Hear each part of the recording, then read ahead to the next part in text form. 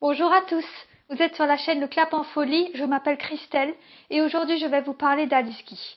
Je suis sûre que vous n'avez jamais entendu parler d'elle et pourtant il s'agit de la première réalisatrice, scénariste et productrice française de l'histoire du cinéma.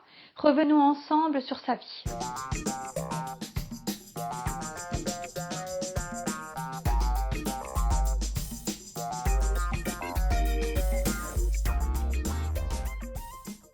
Alice Guy est la fille d'Émile, un éditeur libraire expatrié au Chili, et de Marie-Clotilde Franceline Aubert, que l'on surnommait Mariette. Après avoir étudié la sténographie, elle trouve un emploi en tant que secrétaire au comptoir général de la photographie, une entreprise qui vend à la fois du matériel optique et photographique. Elle y rencontre un certain Léon Gaumont, également employé dans cette société qui reprendra en 1895 la direction de l'entreprise. La même année, elle découvre le cinématographe des frères Lumière, caméra projetant des vues animées sur un écran, et tombe en admiration devant cette invention. Elle a alors l'idée d'écrire et de raconter des histoires qui peuvent susciter une émotion, alors que la plupart des gens voient le cinématographe comme une avancée scientifique ou une curiosité. Elle demande ensuite à son patron l'autorisation de pouvoir écrire et réaliser des films et celui-ci accepte à condition que cela n'empiète pas sur son travail. Et j'ai demandé à Gaumont la permission de faire quelques scénettes et de les mettre en scène. Oh, il m'a dit oui, c'est une affaire de jeune fille, je veux bien, mais à condition surtout que ça n'empiète pas sur votre courrier. Alors j'arrivais à 8h du matin chez Gaumont, je dépouillais le courrier, je le distribuais, etc. Et puis je m'en allais à côté des travaux photographiques. Il y avait un terrain absolument nu, n'est-ce pas, avec une petite terrasse bitumée. Et c'est là-dessus que nous avons commencé avec mon opérateur, mon caméraman. En 1896, elle réalise ce qui peut être considéré comme le premier film de fiction, La Fée aux choux, qui sera couronné de succès. On y voit une fée entourée d'énormes choux qui dansent et qui extirpe 2 bébés ainsi qu'une poupée des légumes. Il en existe plusieurs versions différentes au fur et à mesure des années. Elle est ensuite encouragée par Léon Gaumont à continuer de tourner des films et ce dernier crée même un département spécialement dédié aux prises de vue animées dont il lui confie la direction. En 1906, elle réalise l'un des premiers péplums, La naissance, la vie et la mort du Christ, que l'on peut également trouver sous les titres La vie du Christ ou encore La Passion. Cette superproduction est très ambitieuse pour l'époque. En effet, elle dure une trentaine de minutes, se compose de 25 tableaux et a nécessité la participation de 300 figurants environ. Les décors et les costumes sont exceptionnels pour l'époque. Certaines scènes sont tournées en extérieur, notamment dans la forêt de Fontainebleau. Alice Guy se passionne pour les nouvelles découvertes et va participer aux premiers essais du cinéma parlant. Elle supervise plus d'une centaine de phonocènes avec le fameux chronophone de Georges Demeny.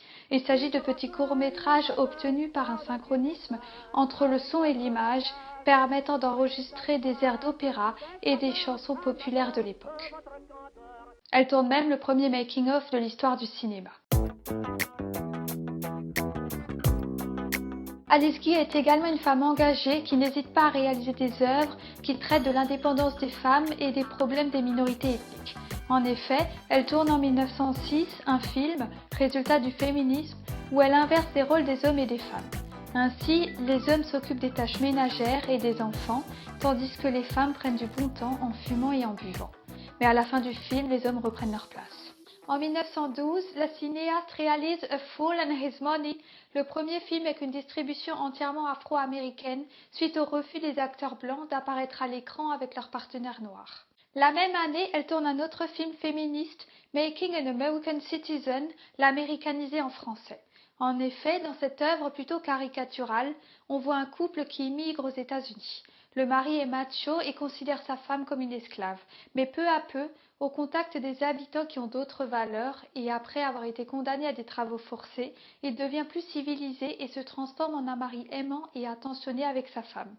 Le film fait également référence au déménagement d'Alice et de son mari, Herbert Blaché, aux États-Unis, car ce dernier, également employé au comptoir général de la photographie, est chargé de promouvoir en Amérique le chronophone, un appareil développé par Léon Gaumont.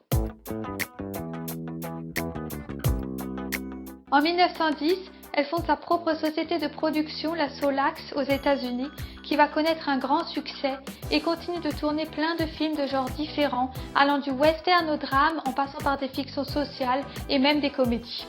Elle devient alors la première productrice de l'histoire du cinéma et fait débuter des stars de l'époque comme Bessie Love, Dolores Costello, Alla Nadimova, Olga Petrova ou encore Tom Mix.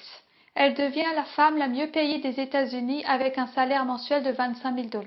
Elle confie ensuite la direction de sa société de production à son mari pour pouvoir se consacrer uniquement à la création de films.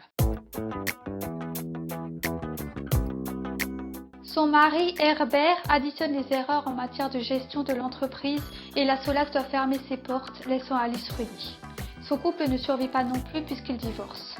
Herbert, qui est tombé amoureux d'une actrice, déménage à Hollywood, lieu où se concentre désormais l'activité cinématographique. Alice Guy tentera en vain de continuer sa carrière à Hollywood. Elle rentre en France avec ses 2 enfants et découvre que le cinéma lui a fermé ses portes et qu'il a attribué ses œuvres à certains de ses collaborateurs. Elle met alors tout en œuvre pour retrouver les traces de ses propres films, que l'on estime entre 700 et 1000, afin de réparer cette injustice.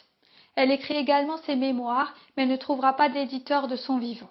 En effet, son livre, l'autobiographie d'une pionnière du cinéma, paraîtra à titre posthume en 1976, puisqu'elle décède le 24 mars 1968 dans le New Jersey, aux États-Unis. Alice Guy fut une femme remarquable. Elle a débuté en tant que secrétaire et est devenue une grande scénariste et réalisatrice. Elle a même fondé sa propre maison de production aux États-Unis pour pouvoir réaliser ses propres films. Pionnière dans le monde du cinéma, elle cherchait sans cesse à innover. Nous avons trouvé par exemple la façon de tourner le film à l'envers. Nous avons fait la maison qui tombait, qui se reconstruisait elle-même. Le gourmand qui allait chez un pâtissier, qui avalait trop de gâteaux, qui les rendait intacts, etc. Ensuite, il m'a indiqué comment on pouvait prendre des personnages plus loin ou plus près pour les faire petits et grands. C'est comme ça que nous avons trouvé les uns après les autres des petites choses intéressantes. Elle fut même décorée de la Légion d'honneur. Après des années d'oubli, son nom est peu à peu réhabilité. En effet, elle fait l'objet de plusieurs documentaires dont Le Jardin oublié, la vie et l'œuvre d'Alice Guy Blaché de Marquise Lepage, sorti en 1995, et Be Natural, l'histoire cachée d'Alice Guy Blaché de Pamela B. Green, coproduit par Jodie Foster et Robert Redford. De plus, depuis janvier 2018, il existe le prix Alice Guy qui récompense la réalisatrice de l'année. Voilà, c'est la fin de la vidéo. J'espère qu'elle vous aura plu et n'hésitez pas à vous abonner si ce n'est pas encore fait ou à mettre un pouce vers le haut. À très bientôt pour une nouvelle vidéo.